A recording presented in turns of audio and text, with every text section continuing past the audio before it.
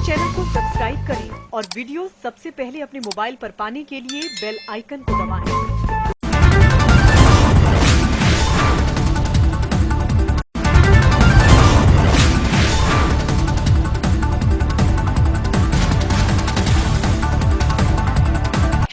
नमस्कार, मैं हूं अनिल वर्मा शेखर। रात के 10 बजे हैं और ये समय है बिग बुलेटिन का। 15 अगस्त बीता और एक लंबा लगभग 83 मिनट का भाषण प्रधानमंत्री का हम लोगों ने सुना। राजगीर से प्रधानमंत्री के संबोधन की जो परंपरा है उसके तहत अब तक का सबसे लंबा भाषण प्रधानमंत्री नरेंद्र मोदी का रहता है।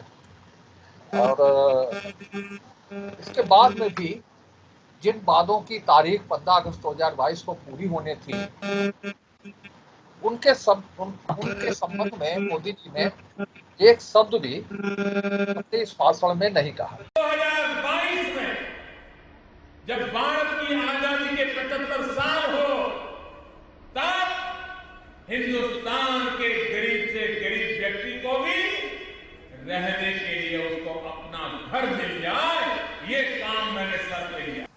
आज हम 2017 में खड़े हैं। 5 साल का समय हमारे पास है।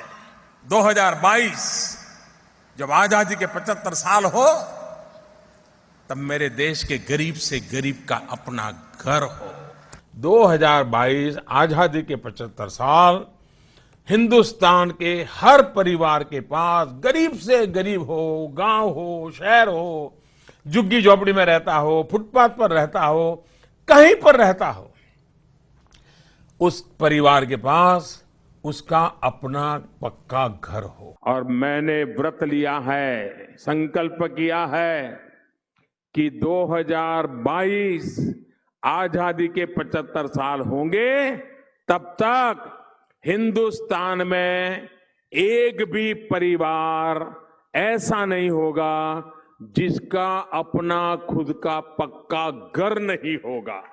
हमने 2014 में सरकार बनाने के बाद कहा था कि 2022 जब भारत की आजादी के 75 साल होंगे तब तक हिंदुस्तान में कोई भी परिवार ऐसा नहीं होगा जिसके सर पे पक्की छत नहीं होगी।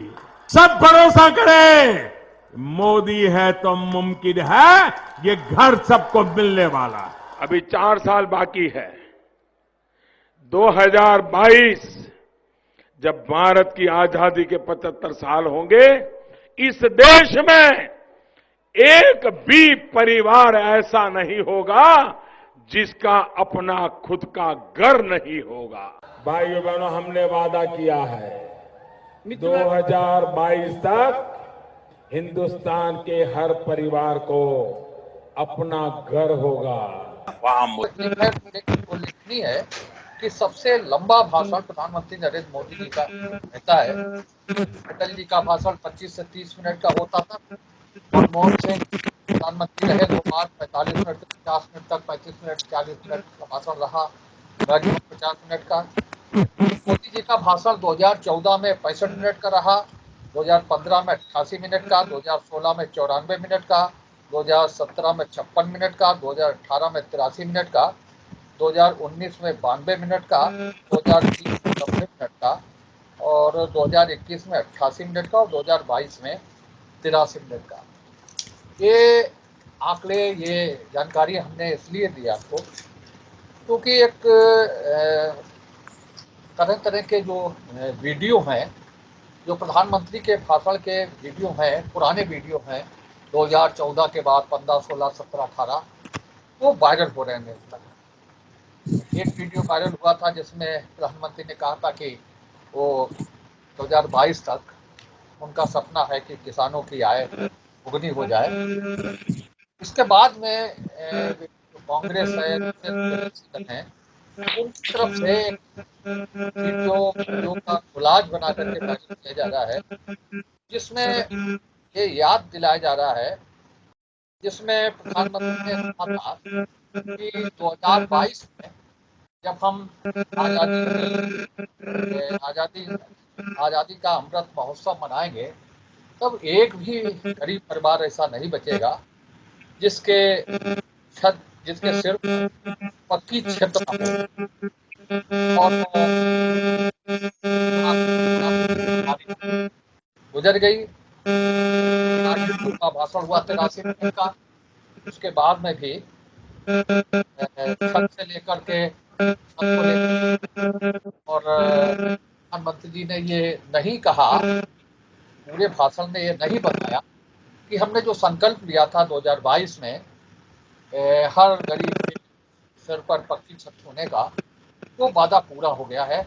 और आज हम इस वादे को के पूरे होने पर अपने को संतुष्ट महसूस करते। ऐसी कोई बात प्रधानमंत्री ने नहीं की। हालांकि पूरे देश में कितने लोग इस तरह के हैं, इस कैटेगरी के, कितने गरीब ऐसे हैं जिनके सिर पर पक्की छत नहीं है, इसके कोई पक्के आंकड़े नहीं हैं। लेकिन जो अनधिकृत स्रोतों से जो आंकड़े मिल रहे हैं, उससे कहा जा सकता है कि लगभग 3 से 5 करोड़ लोग ऐसे हैं जिनके पास आज भी मकान नहीं है। कोई फुटपाथ पर लेटता है, कोई फ्लाईओवर के नीचे लेटता है, कोई इस तरह की स्थितियां हैं। 3 से 5 करोड़ लोग हो सकते हैं इस श्रेणी के। हालांकि इस दौरान प्रधानमंत्री आवासीय योजना भी लागू हुई, और लगभग जो दावे किए जा रहे हैं उसके हिसाब से लगभग 3 करोड़ से अधिक लोगों को, अधिक से जो लोग थे, उन्हें पक्के मकान मिले हैं। लेकिन उन लोगों की उम्मीद को क्या होगा, उम्मीद का, जिनकी उम्मीद प्रधानमंत्री ने जगाई थी और उनसे वादा किया था कि 2022 को जब 15 अगस्त आएगा और आज़ादी का अमृत महोत्सव हम मनाएंगे, तब तक हर गरीब के सिर पर पक्की छत होगी। और उस वादे को पूरा कोई ऐसा नहीं था। बार बार उन्होंने कहा, अभी हमारे दर्शकों ने जो वीडियो को लाइव देखा, उसमें भी कई बार 2014 के बाद में 15, 16, 18 कई बार कई सभाओं में उन्होंने उस तारीख को दोहराते रहे और बार बार ये कहते रहे कि जो वादा हमने किया है उसे पूरा करेंगे। और खुद उन्होंने इस वादे को पूरा करने की जो मियाद है वो 15 अगस्त 2022 मुकर्रर की थी। भाषण आपने सुने होंगे, एक भाषण में वो खुद जो उनको लेकर के, उनके प्रधानमंत्री के नाम को लेकर के जो नारा प्रचलित हुआ था हम में, उस नारे को वो खुद दोहरा रहे हैं कि मोदी है तो मुमकिन है। ये खुद वो कह रहे हैं एक भाषण में। तो ये तारीख 15 अगस्त 2022 की निकल गई। 83 मिनट का भाषण प्रधानमंत्री का हो गया और कुछ चीजें और खास रहीं जो पिछले भाषणों से मेल तो नहीं खाती, लेकिन पिछले भाषणों से जो अलग हैं। एक रह रहा कि 2015 में बुलेट ट्रेन की बात प्रधानमंत्री ने कही थी। बुलेट ट्रेन की चर्चा इस बार नहीं हुई, लेकिन लंबा भाषण हुआ 83 मिनट का, और उसमें इन सब पुराने वादों की बात है। लेकिन इस बार प्रधानमंत्री ने 2022 में जो भाषण दिया उसमें 2023 की चर्चा नहीं की, 24 की चर्चा नहीं की, और सीधे 25 साल बाद जब हम 2047 में शताब्दी वर्ष मनाएंगे अपनी आज़ादी का, उसकी चर्चा 2047 तक पहुंच गए। और बड़ा कह भी नहीं थी श्वेता जी, ये बड़ा संकल्प लिए प्रधानमंत्री जी ने। तो जारी है कि ये सब चीजें शुरू हो गई हैं। भारतीय जनता पार्टी के लोग, सरकार के लोग बहुत खुश हैं इसको लेकर के, प्रधानमंत्री ने संकल्प लिए हैं। लेकिन अब 1-2 साल की बात नहीं प्रधानमंत्री कह रहे हैं, अब बात कर रहे हैं शताब्दी वर्ष की, 2047 की। और उसको लेकर के तमाम चीजें हैं। बाबा रामदेव का भी बहुत बयान आया है इसको लेकर के, वो भी बहुत प्रसन्न है। और बाबा रामदेव की पुराने जो भाषण है वो भी याद होंगे आपको कि 2014 में सरकार को उखाड़ने के लिए, मोदी जी को प्रधानमंत्री बनाने के लिए बाबा रामदेव जी ने भी क्या क्या भाषण दिए, क्या क्या नहीं किया, और किस किस तरीके की बात कही, काला धन और सारी चीजें कही बाबा रामदेव ने भी। अब बाबा रामदेव कहाँ पहुँच गए, क्या कर रहे हैं, तो ये सारे लोग देख रहे हैं, सारे लोग समझ रहे हैं। योग का जो बड़ा चमत्कार था बाबा रामदेव का, वो कितने % रह गया है। जो योग दिवस होता है साल में एक बार, वहां तक रहता है। लेकिन चर्चा हम केवल प्रधानमंत्री के उस वादे को लेकर के कर रहे हैं आज, जो पक्की छत को लेकर के प्रधानमंत्री ने किया था 2014 के बाद, और उसकी तारीख मुकर्रर की थी 15 अगस्त 2022। ये कहा था पूरी दमदारी के साथ कि 2022 में जब स्वतंत्रता दिवस आएगी, तब हम जितने भी गरीब हैं देश के, पूरी तरह से उन्हें पक्की छत से आच्छादित कर देंगे। तो ये बहस का मुद्दा यही है कि एक बार फिर, और एक पूरा जो विपक्ष को मौका मिला है, विपक्ष वीडियो वायरल कर रहा है, कोलाज बना करके वायरल कर रहा है कि कब कब प्रधानमंत्री ने क्या क्या कहा, और ये भी कहा कि मोदी है तो मुमकिन है। इसके बाद में भी आंकड़े जो भी सूत्रों से मिल रहे हैं कि 3 से 5 करोड़ लोग ऐसे हैं जिनके पास आज भी मकान नहीं है, आवास नहीं है, और उनके रात बिताने का ठिकाना कहीं प्लेटफार्म होता है, कहीं फुटपाथ होता है, कहीं फ्लाईओवर के नीचे होता है। इस तरह की चीज़ें हैं जो देखने में आती हैं। अगर आप निकले रात में तो ये चीज़ें खुद दिख जाएंगी। आज भारतीय जनता पार्टी से आज की चर्चा में भाग लेने के लिए श्रीमती श्वेता दुबे हैं, महिला मोर्चा की उपाध्यक्ष हैं। भाजपा के नगर अध्यक्ष शिवदास पांडे जी हैं, कांग्रेस से विवेक नारायण मिश्रा जी हैं, और वरुण त्रिपाठी जी हैं, उमा शर्मा जी हैं कांग्रेस से, और सुभाषपा से सुशील कश्यप जी हैं, अब आम आदमी पार्टी से शुभ राजपूत हैं। ये बड़ा पैनल है आज की इस डिबेट के लिए, और विवेक नारायण मिश्रा जी से ही शुरू करते हैं। इनकी पार्टी के लोग ही इस तरह के जो पुराने भाषण के जो वीडियो हैं प्रधानमंत्री के, वो वायरल कर रहे हैं, लोगों को जगा रहे हैं कि भाई वादा खिलाफी हो रही है, 15 लाख की बात नहीं मानी प्रधानमंत्री जी ने। हम सुन रहे थे एक और भाषण जिसमें बार बार प्रधानमंत्री लोगों से चुनावी सभाओं में पूछते थे कि भाई बताओ महंगाई है कि नहीं महंगाई है, और रामदेव जी कहते थे कि भाई सरकार बन गई तो हम पेट्रोल के रेट आधे कर देंगे। तरीके तमाम चीज़ें हैं जो रिकॉर्डेड हैं, और तमाम सी चीज़ें हैं।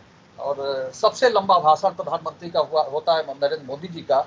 हमने पूरा आंकड़ों से बताया है, 65 से 2014 में 65 मिनट का भाषण था, और भाषण उसके बाद में 2021 में 88 मिनट का हुआ, 2022 में 83 मिनट का हुआ। उसके बाद में भी प्रधानमंत्री ने, लोग जो इंतजार में थे कि कहीं पुराने वादे की ओर प्रधानमंत्री इंगित करेंगे, बताएंगे। तो विवेक जी, क्या है पूरा मामला?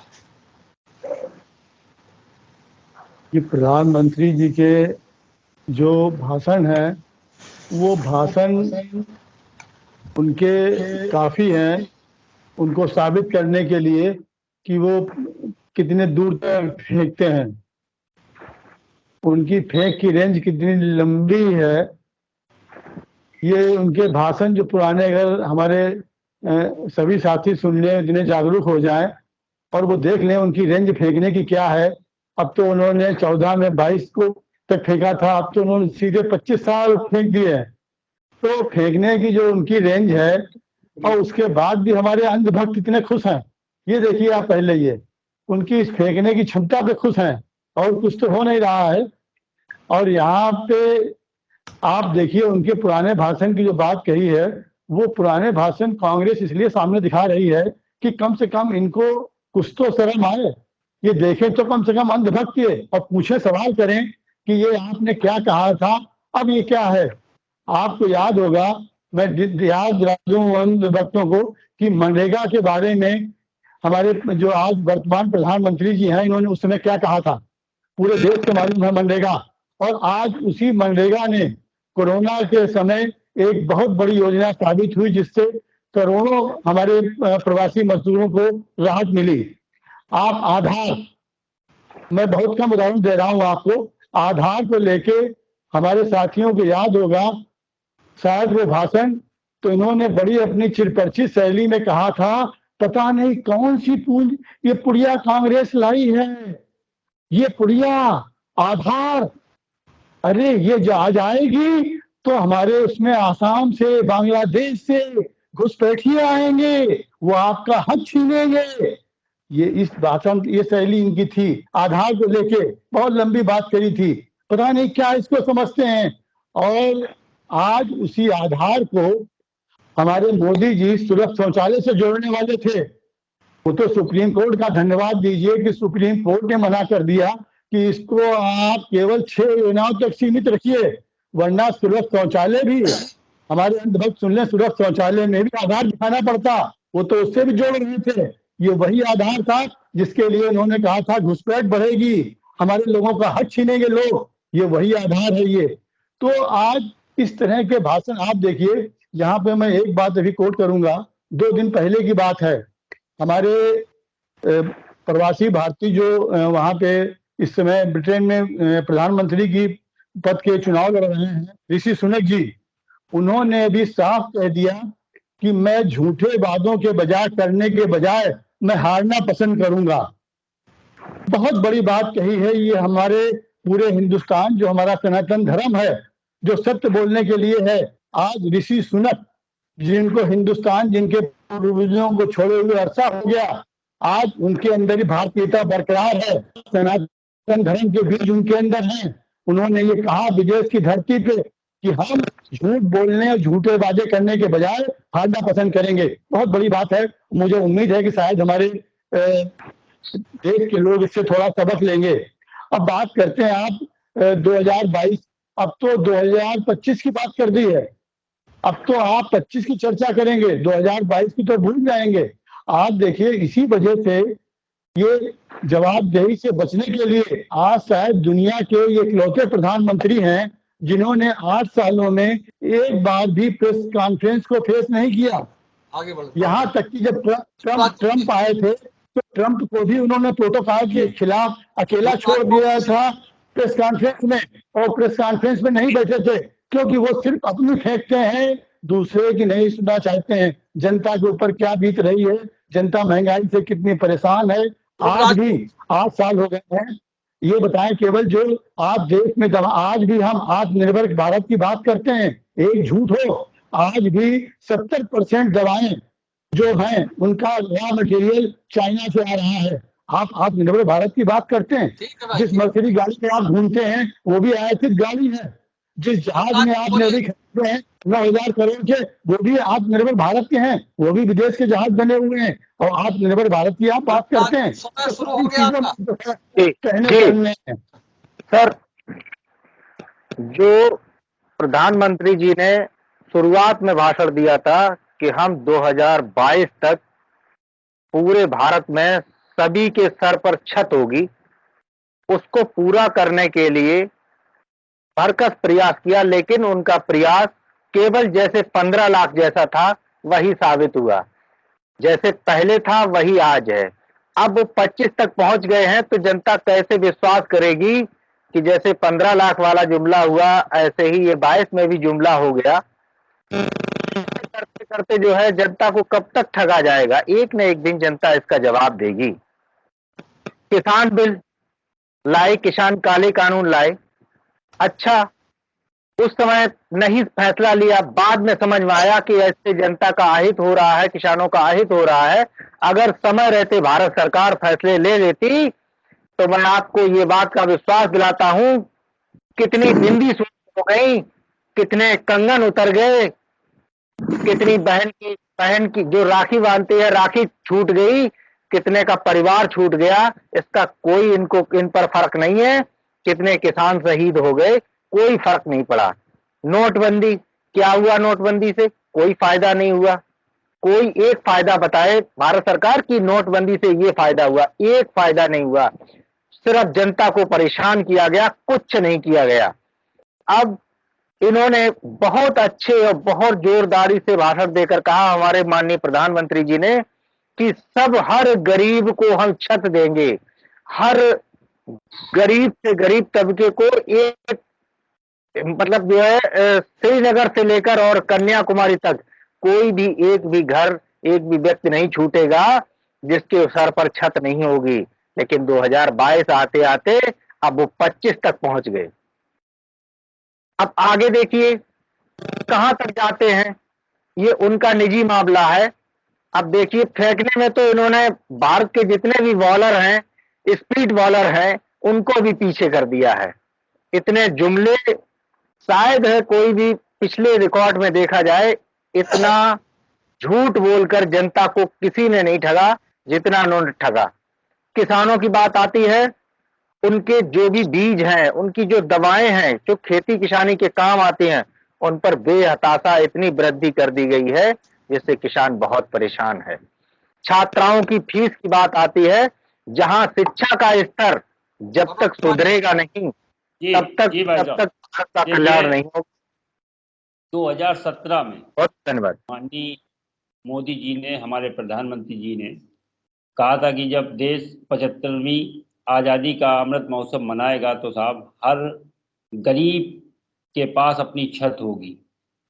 तो सबसे पहले मैं शुरुआत करना चाहूँगा गडकरी जी से कि गडकरी जी ने साहब कहीं ना कहीं एक बयान दिया था कि वादा करना और धरातल पे उसे असली जामा पहनाना, दोनों में अंतर है। उसी का खामियाजा कहीं ना कहीं गडकरी जी को भुगतना पड़ा और संसदीय बोर्ड की जो इनकी जो committee, BJP central core committee जो गठित हुई साहब, उससे कहीं ना कहीं उन्हें बाहर होना पड़ा, क्योंकि उन्होंने सच कहा। सच के लिए मैं उन्हें सैल्यूट करता हूँ। दूसरी चीज आप देखिए कि क्या कहा था साहब कि जो 5 वर्ष का माननीय मोदी जी ने, हमारे प्रधानमंत्री जी ने जो रोड मैप तैयार किया था, उसमें कहा था साहब सबको पक्का घर देंगे, घर में साहब नल होगा, नल में जल होगा, एलईडी लाइट होगी। तो क्या पूर्णतः वो खरा उतर पाया? नहीं। उसके बाद पुराने जब आप बयानों को देखेंगे तो साहब 100 दिन में विदेशों में जमा साहब काला धन भी आ रहा था। 8 वर्ष हो चुके हैं लगभग, उसके विषय में भी साहब कतई भी कोई चीज नहीं, और बुलेट ट्रेन के विषय में कोई बात नहीं। किसानों की साहब आय दोगुनी होगी, क्या हालत है। उसके बाद एक बयान हमें उनका ये भी याद आता है कि जिस देश का रुपया गिरता है कहीं ना कहीं उस देश की साख गिरती है। तो साहब वर्तमान में क्या स्थिति है। उसके बाद साहब 2 करोड़ युवाओं को रोजगार देंगे, 100 स्मार्ट सिटी की बात की थी, और बिहार की एक जनसभा को संबोधित करते हुए उन्होंने कहा था कि साहब इतने हजार करोड़ दूं कि इतने हजार करोड़ दूं। अब साहब वहां से साहब सरकार चली गई है, अभी तक जात धर्म के नाम पे साहब चुनाव होते रहे, उस पर बयानबाजी होती रही। अब जैसे ही सरकार गई है, कहीं ना कहीं विपक्ष में रहते हुए बीजेपी बहुत अच्छे मुद्दे उठाती है, इसकी मैं उनकी सराहना करता हूँ। आप देखिए बिहार में जैसे सरकार इनकी गई साहब, युवाओं और रोजगार की साहब बात होने लगी।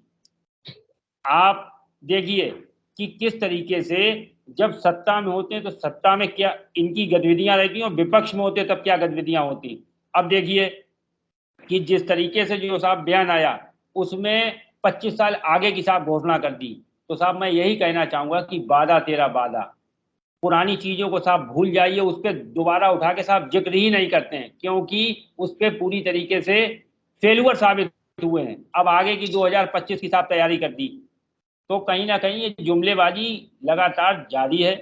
जनता को, आम जनमानस की चीजों को, जो महंगाई, बेरोजगारी, किसानों की खाद बीज से समस्याएं हैं, गृहिणी हो, युवा हो, उनके ऊपर साहब विचार करना चाहिए, उस पर काम करना चाहिए, और ये खामोखा की बयानबाजी से कुछ होना नहीं है।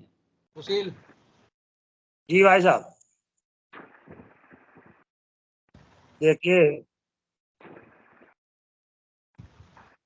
माननीय ओमकार राजभर जी का सीधा सीधा सिद्धांत है कि आप जाति जनगणना करवाइए, इसके बाद में आप न्याय समिति की रिपोर्ट लागू कीजिए, जिससे कि गरीब व्यक्ति पता लगे जाति में कौन गरीब बचा।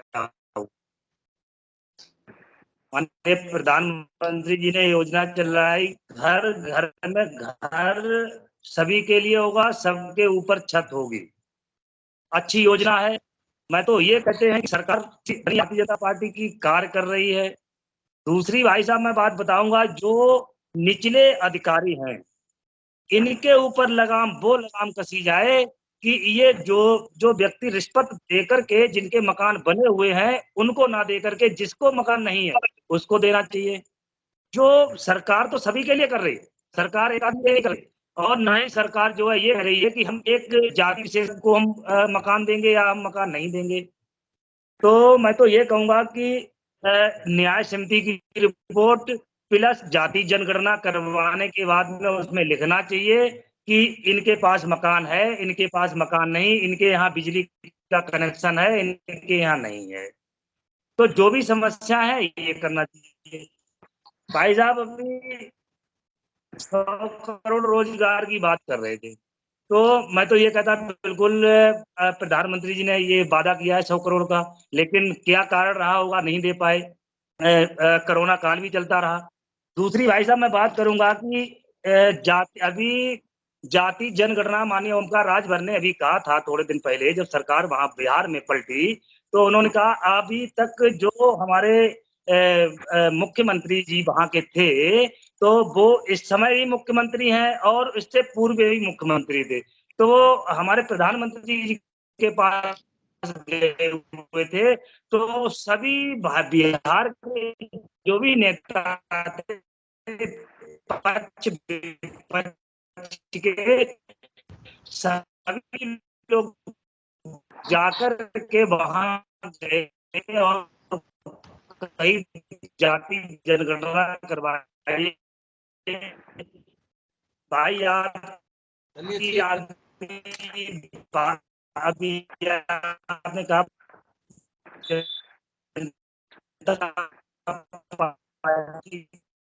चलिए ठीक मामा जी, जी 22-28 तक चलेगा। सबके पास अपना घर होगा।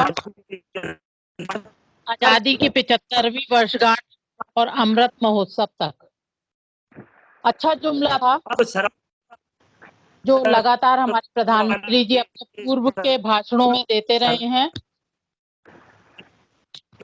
और बाकी जो भी आपने आंकड़े दिए हैं अगर सुशील हो गया 5 करोड़ से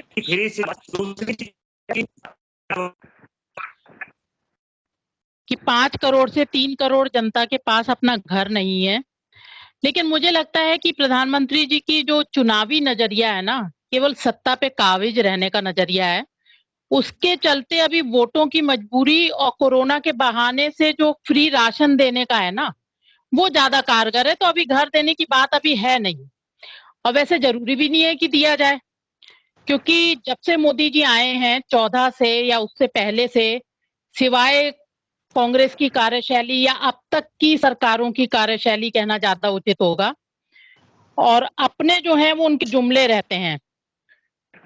100 दिन में काला धन लाना, 15-15 लाख रुपए, बुलेट ट्रेन, किसान की आय दुगनी होनी, अपना छत अपना घर, महिला सम्मान, डीजल पेट्रोल की कीमत 57 रुपए से भी कम होनी, सिलेंडर के दाम 400 रुपए से भी कम होने। तो और अब इस बार जो आ गया है वो तो सीधा ही 47 का, एकदम बिल्कुल बाउंसर जिसे कहना चाहिए ना, बॉलर को तो, उसको फील्डर को तो बॉल मिलेगी ही नहीं, आप लोग कितनी भी फील्डिंग कर लीजिए। गई पता नहीं एक स्टेडियम से 2, 4, 5, 10 स्टेडियम लांगते हुए, भगवान जाने समुद्र में गई या कहाँ गई, क्योंकि मतलब ही नहीं है ना। आप ये देखिए ना, वर्तमान की बात कीजिए, आज क्या है आपके देश में, और आप क्या मतलब क्या ख्याली पुलाव पका रहे हैं। और स्पष्ट इसमें यही है कि सिर्फ और सिर्फ माननीय प्रधानमंत्री हमारे जो हैं वो हैं तो देश के, लेकिन देश को उनकी बातें भैया समझ में नहीं आ रही हैं। ये सारे विकास कार्य जो हैं, ना किसानों को समझ में आए उनके 3 बिल, ना सीए एनआरसी लोगों को समझ में आया। केवल उनकी जो भी उनके जुमले जितने हैं, इस पे ताली कौन बजाता है? भक्त उनके। खुश कौन होता है? भक्त उनके। और एन येन केन प्रकारेण ऑल फॉल सब तरह की जो है वो बहस करेंगे। सारे तर्क कुतर्क, मतलब कुतर्क भी उनके ऐसी बाउंसर जाते हैं प्रधानमंत्री जी की तरह, बाउंसर कुतर्क कर करके जो है वो सिर्फ माननीय प्रधानमंत्री जी की बात को सिद्ध करते हैं। और देशवासी बेचारे परेशान है, गरीब आदमी तो जो है वो राशन लेके खुश है, अब वो जैसा भी मिलता है उस बेचारे को क्या करना है, 2 रोटी वो खा रहा है, बाकी व्यापार खत्म है, आपका जो भी है और संसाधन आपके खत्म हो रहे हैं। कृषि में क्या हो रहा है क्या नहीं हो रहा है, इस सब से कोई उन्हें मतलब नहीं है। विकास का जुमला भी कहीं उनका जाने सदियों पीछे कहीं पीछे रह गया है, अब तो कहीं सुनाई पड़ता नहीं है। बहुत ज्यादा कि देश का विकास होगा या विकास कर देंगे या विकास में पता नहीं क्या कर देंगे। जैसा कि मैं हमेशा पहले भी कहती रही हूँ, बहुत दिनों बाद अब आना शुरू किया, फिर बोलती हूँ कि विकास के नाम पे सिर्फ विकास पांडे का विकास हुआ है भाजपा के नाम पे, और तो कुछ मुझे दिखता नहीं है। तो यही सारी इनकी कहानियां हैं। बाकी जहां तक है प्रधानमंत्री जी के भाषणों की बात अगर मैं करूं, तो विशुद्ध भाषण जिसे कहते हैं ना, जैसे टीनेजर बच्चा होता है ना, तो कोई बड़ा उसे कोई बात बोलता है तो उसकी समझ में नहीं आती, सब बाउंसर निकलता है, वैसी प्रधानमंत्री जी के भाषण है, ऑल बाउंसर, जमीनी तथ्य कुछ नहीं है उसमें। मैंने बहुत पहले एक बार एक भाई साहब भैया की ही डिबेट में भाजपा के एक प्रवक्ता महोदय से एक बहुत सिंपल सा सवाल पूछा था। कई बार मैं भाजपाइयों से पूछ चुकी हूँ कि भैया डीजल पेट्रोल छोड़ दो, चलो ये ही मुझे बता दो कि कोई चीज की कीमत अगर 57 रुपए है तो वो सस्ती है या 110 या 120 रुपए। ठीक है श्वेता जी। सबसे पहले तो मैं कांग्रेस के प्रवक्ताओं को, जिन्होंने प्रारंभ किया है और जिन्होंने समाप्त किया है, उन सबको धन्यवाद देना चाहती हूँ कि जितना चिंतन मनन आप मोदी जी के भाषण पर कर रहे हैं 2014 से 2022 तक, अगर इससे आधा समय भी आप अपनी पार्टी के चिंतन और मनन में लगाएं तो फर्रुखाबाद को शहर अध्यक्ष मिल जाए, जो अभी कांग्रेस का नहीं है हमारे फर्रुखाबाद में। और एक सबसे बड़ी बात यह है कि कांग्रेस विदेश की पार्टी है, इसको विदेशी चीजें ही बहुत पसंद है, विदेशी सुनक क्या कह रहे हैं उसकी चिंता है, और हमारे प्रधानमंत्री फेंक रहे हैं। और एक बात मुझे आज पता चली कि हमारे जितने भी विपक्षी डिबेटर हैं वो सब क्रिकेट के बहुत शौकीन हैं, सिर्फ बाउंसर और फेंकना और स्पिन, मुझे यही सुनाई पड़ा। मतलब हमें तो यह समझ नहीं आ रहा है कि प्रधानमंत्री का दोष देखा जा रहा है, देश का हित देखा जा रहा है, या पार्टीगत उनकी बुराइयां बताई जा रही हैं। मैं सिर्फ और सिर्फ जो प्रधानमंत्री आवास योजना है उसके बारे में ही बताना चाहूंगी। ये योजना लागू की गई थी 22 जून 2015 को, और जिसमें प्रत्येक उस गरीब जनता को घर दिया जाना था जिसकी वार्षिक आय 3 लाख से कम होगी, और हमारा लक्ष्य था 1.12 करोड़ लोगों को मकान देना, जिसमें से 1 करोड़ 1 लाख मकान हम दे चुके हैं। और आपने कैसे ये सिद्ध कर दिया कि हमारी योजना फेल हो गई है हमारे मोदी जी। और मैं एक बात और कहना चाहूंगी, जुमलेबाज कहा गया, भक्त कहा गया। मैं एक छोटी सी राय देना चाहती हूँ, चमचा जिस बर्तन में होता है ना उस पतीले को ही खाली कर देता है। तो भाई साहब अब इतना मत बिलो द बेल्ट बोलिए कि फिर आप भी सुनने की ताकत रखिएगा, फिर जवाब हम लोग भी देंगे।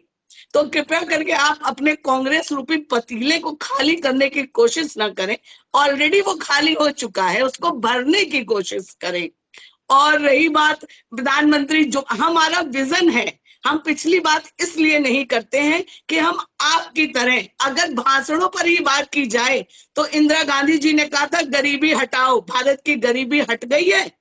राहुल गांधी जी ने कहा था इधर से आलू डालेंगे उधर से सोना निकलेगा, निकल गया है। जरा इस विषय में भी जवाब दीजिए। आप सुनिए भाई साहब, हम लोग एक शब्द नहीं बोले हैं इसलिए कोई नहीं बोलेगा, सिर्फ सुनिए। और यहाँ बात क्या होती है, बात क्या कही जाती है। आप वालों ने बताया अगर हमारा विजन इतना गड़बड़ है तो आप हमें कॉपी क्यों कर रहे हैं। जो हमने वंशवाद भ्रष्टाचार पे बोला वही आपका आगे का वो बन गया है। आगे चुनाव जो 2024, हमारा उद्देश्य चुनाव नहीं है, देश हित और राष्ट्र हित है। इसीलिए हमारे प्रधानमंत्री ने आगे आगामी जब हम अपने स्वतंत्रता की 100वीं वर्षगांठ मनाएंगे उसकी बात कही। हम पार्टी से ऊपर हैं, राजनीतिक हित से ऊपर है, हम देशभक्ति और राष्ट्रभक्ति के बारे में सोचते हैं। जो आपको बहाना लगता है वो हमारा बहाना नहीं है। और मैं एक बार फिर कहूंगी और गर्व से कहूंगी, मोदी है तो मुमकिन है, जो अब तक हुआ है और आगे भी होता रहेगा। आप लोग कितना भी कुछ कर ले, आ रहे हैं हम 2024 में फिर से।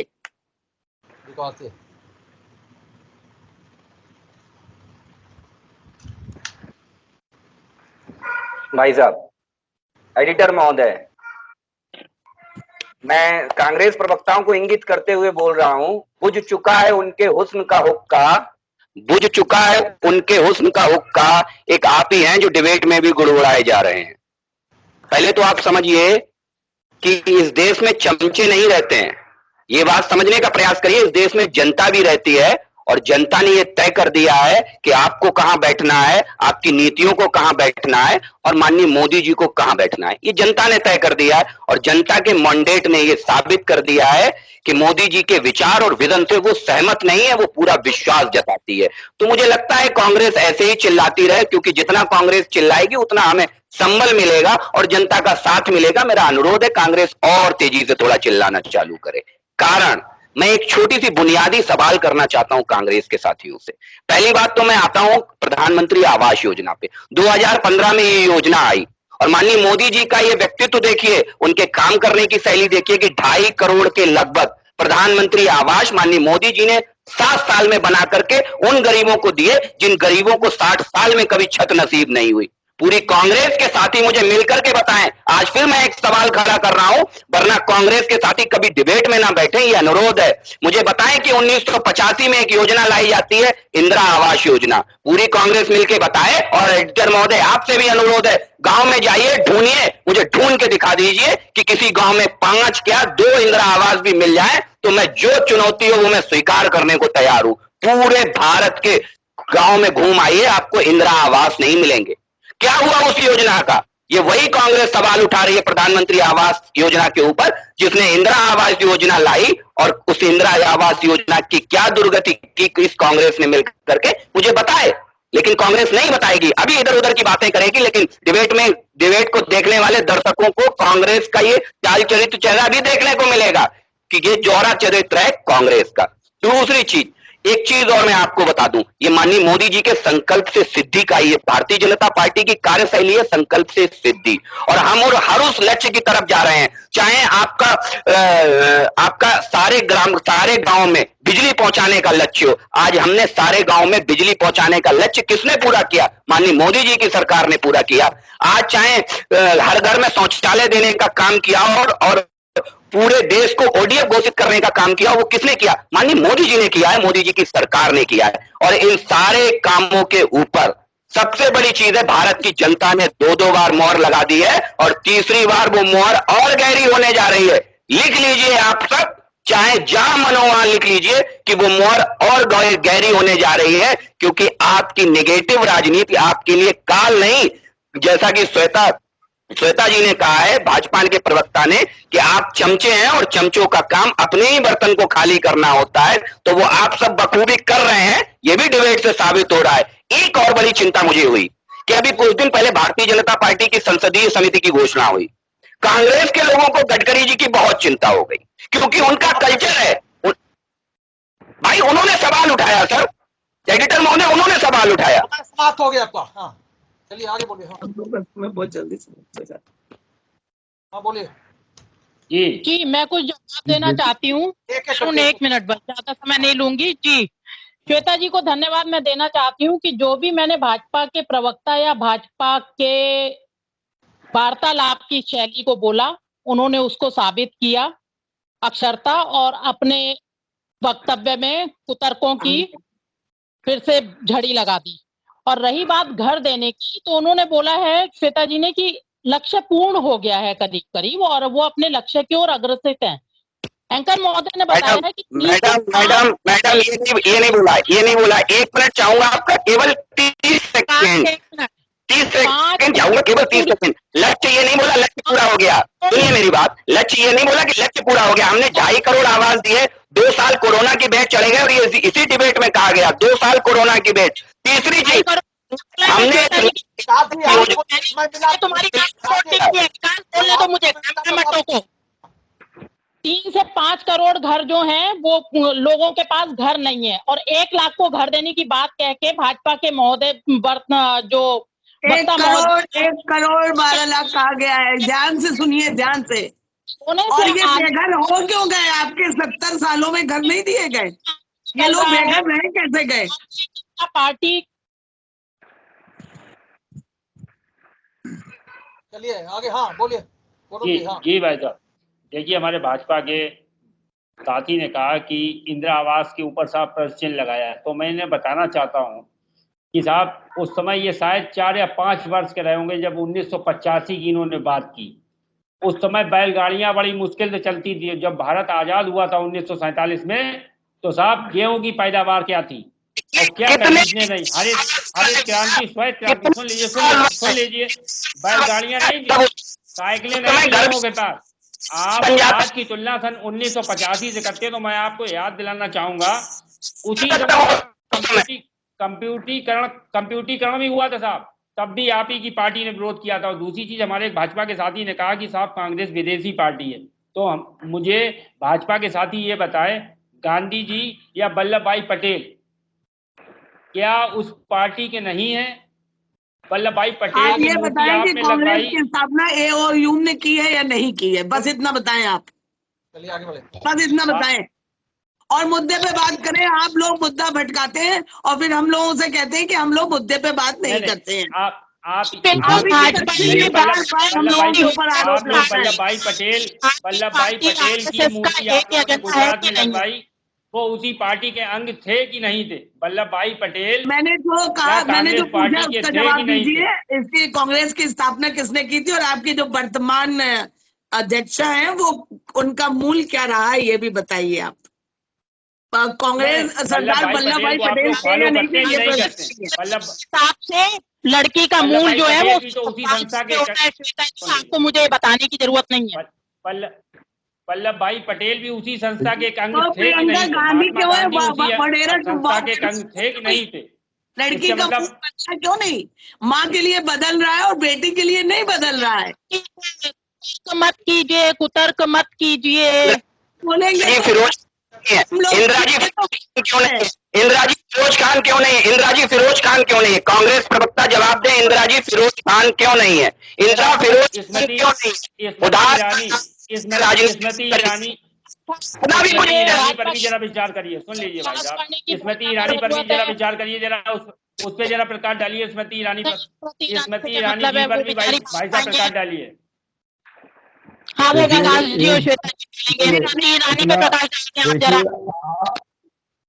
हमारा भाजपा के साथियों से अनुरोध है कि जो आज का विषय था, इतना गंभीर विषय था जो रखा था, उस विषय को आप इस तरह हवा में उड़ा रहे हैं। आपको जो लग रहा है, इसका सिर्फ बात आज के विषय की मुद्दे की बात ये थी कि प्रधानमंत्री जी ने ये नहीं बताया कि उन्होंने कहा था लक्ष्य पूरा करेंगे, लक्ष्य पूरा नहीं किया, उस पर कुछ नहीं बोले। ये बात आपके मुद्दे की बात थी, जिससे आपकी दृष्टि रखते इतनी बात कि आप इतना आगे पीछे बोल रहे हैं। आप अरे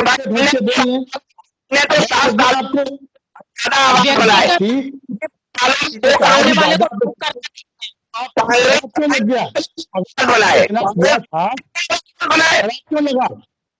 आपके प्रधानमंत्री जी, यही तो मुद्दा था कि प्रधानमंत्री जी ने वादा पूरा नहीं किया ना, उस पर कुछ बोले, तो आपको इतना खराब क्यों लग गया? जब आप गरीबी क्यों नहीं हटा दी भाई साहब? गरीबी क्यों नहीं हट गई? झूठे आंकड़े आप दे रहे हैं, इसलिए खराब लग गया आपको। आप शौचालय नहीं बना पाए, बनाने की बात कर रहे हैं।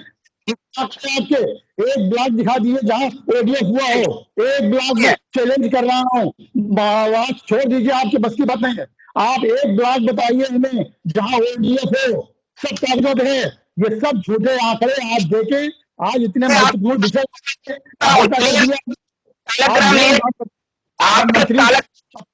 क्यों नहीं, वो झूठ क्यों बोलते हैं? वो आगे की बात क्यों करते हैं? आज की बात क्यों नहीं करते हैं? जनता पेट्रोल से महंगाई से करा रही है, उसकी बात क्यों नहीं करी कि हम पेट्रोल के दाम कम करेंगे 5 सालों में? ये क्यों नहीं बताया? सीमेंट पे 28% GST लगी है, लग्जरी पे 28% GST लगती है। ये आपका विजन है? ये प्रधानमंत्री जी गरीबों को चाहते हैं? आप गरीबी क्यों नहीं हटा पाए? बस इतना बताइए। गरीबी हटाओ नारा बहुत पहले दिया गया था, बस इतना बताएं आप। ने बताया, भारतीय जनता पार्टी के प्रवक्ता जी ने बताया, निकालेंगे तो बहुत भाषण निकलेंगे भाई साहब। को लागू नहीं किया और उसका जनता ने कांग्रेस किया। और अब यही कहना चाह रहा हूँ कि भारतीय जनता पार्टी ने कहा है कि सबका घर होगा, हर होगी, घर में नल में जल होगा। और हमारे माननीय प्रधानमंत्री ने कहा था भारत एक कृषि प्रधान देश है। माननीय प्रधानमंत्री ने कहा था 2022 तक किसान किसान की आय दोगुनी हुई। आज के इस महत्वपूर्ण विषय पर चर्चा हुई है।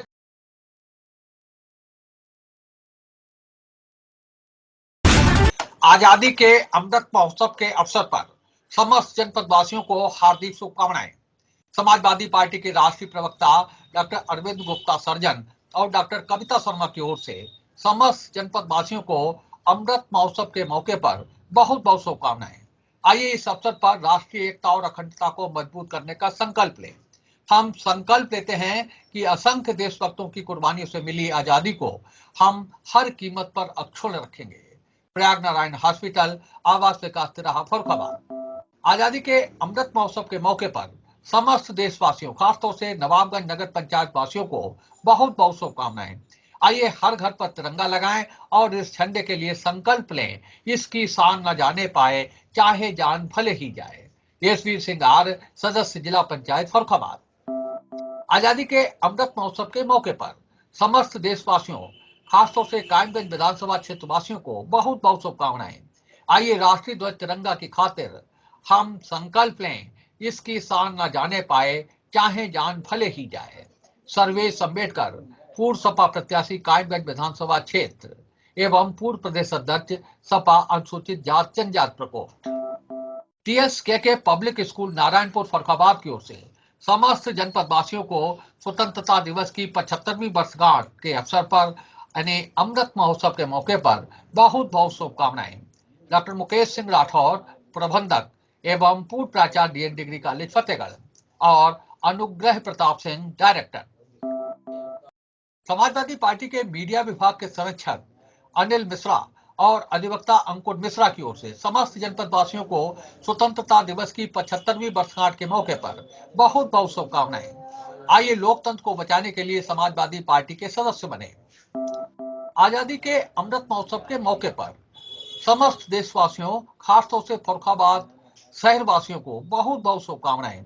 आइए राष्ट्रीय ध्वज तिरंगा की आन बान शान के लिए संकल्प लें, इसकी शान न जाने पाए चाहे जान भले ही जाए। धर्मेंद्र कनौजिया, सभासद नगर पालिका परिषद फर्रुखाबाद। आजादी के अमृत महोत्सव के मौके पर समस्त देशवासियों और फर्रुखाबाद शहर वासियों को बहुत बहुत शुभकामनाएं। आइए राष्ट्रीय ध्वज तिरंगा की आन बान शान के लिए हम संकल्प लें, इसकी शान न जाने पाए चाहे जान भले ही जाए। विजयी विश्व तिरंगा प्यारा, झंडा ऊंचा रहे हमारा। अवनीश यादव, सदस्य जिला पंचायत फर्रुखाबाद। आजादी के अमृत महोत्सव के मौके पर समस्त देशवासियों, खासतौर से फर्रुखाबाद शहर वासियों को बहुत बहुत शुभकामनाएं। आइए राष्ट्रीय ध्वज तिरंगा की आन बान शान के लिए संकल्प लें, इसकी शान न जाने पाए चाहे जान भले ही जाए। कुमार चंद वर्मा, जिला अध्यक्ष, अतुल सिंह वर्मा, जिला उपाध्यक्ष, IBGA फर्रुखाबाद। मैं यशवीर आर, सदस्य जिला पंचायत फर्रुखाबाद। समस्त जनपद वासियों को, नवाबगंज नगर पंचायत वासियों को 75वें स्वतंत्रता दिवस की बहुत बहुत बधाई, ढेर सारी शुभकामनाएं। देश में आज़ादी बहुत कुर्बानियों के साथ में मिली है। तमाम लोगों ने अपनी जान जोखिम में डालकर फांसी के फंदे को चूमकर आज़ादी हासिल की। इसलिए आज ये जरूरी है कि ये आज़ादी मजबूत रहे, भारत का लोकतंत्र, भारत का संविधान मजबूत रहे। और समाजवादी पार्टी ने अभियान चलाया सदस्यता के माध्यम से कि भारत का संविधान मजबूत हो, भारत का लोकतंत्र मजबूत हो। हम आपसे ये भी अपील करेंगे कि लोकतंत्र को मजबूत करने के लिए समाजवादी पार्टी के सदस्य बने।